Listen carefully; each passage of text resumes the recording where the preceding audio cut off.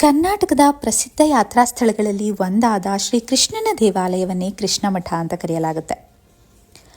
ಈ ದೇವಾಲಯದ ಹೆಸರು ಉಡುಪಿ ಶ್ರೀಕೃಷ್ಣ ಮಠ. ಇದನ್ನು ಕಟ್ಟಿದಂಥ ವರ್ಷ 12ನೇ ಶತಮಾನ.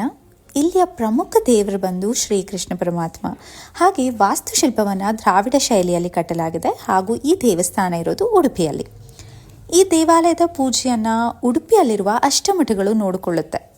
ಪ್ರತಿ 2 ವರ್ಷಗಳಿಗೊಮ್ಮೆ ಒಂದು ಮಠದಿಂದ ಇನ್ನೊಂದು ಮಠಕ್ಕೆ ಕೃಷ್ಣ ಮಠದ ಪೂಜೆಗಳು ಹಸ್ತಾಂತರವಾಗುತ್ತೆ. ಈ ಸಂದರ್ಭವನ್ನು ಪರ್ಯಾಯ ಮಹೋತ್ಸವ ಅಂತ ಹೇಳಿ ಕರೆಯಲಾಗುತ್ತೆ. ಈ ಕೃಷ್ಣ ಮಠದಲ್ಲಿ ಮುಖ್ಯ ದೇವರಾಗಿ ಶ್ರೀಕೃಷ್ಣ ಹಾಗೂ ಗರುಡ, ಸುಬ್ರಹ್ಮಣ್ಯ ಹಾಗೂ ನವಗ್ರಹಗಳಿವೆ. ಇಲ್ಲಿಯ ವಾಡಿಕೆ ಏನು ಅಂತ ಹೇಳಿದ್ರೆ 10 ರೂಪಾಯಿ ಕೊಟ್ಟು ಎಣ್ಣೆ ತಗೊಂಡು ಅದನ್ನು ತಲೆ ಸುತ್ತಿ ನಿಮ್ಮ ಮನಸ್ಸಲ್ಲಿರೋ ಹರಕೆನ ಮಾಡಿಕೊಂಡು ದೀಪಗಳಿಗೆ ಎಣ್ಣೆ ಹಾಕೋದ್ರಿಂದ ನಿಮ್ಮ ಇಷ್ಟ ಫಲಿಸುತ್ತೆ ಅಂತ. ಮತ್ತೆ ಇನ್ನೊಂದು ವಿಡಿಯೋಲಿ ಸಿಗೋಣ. ಬಾಯ್.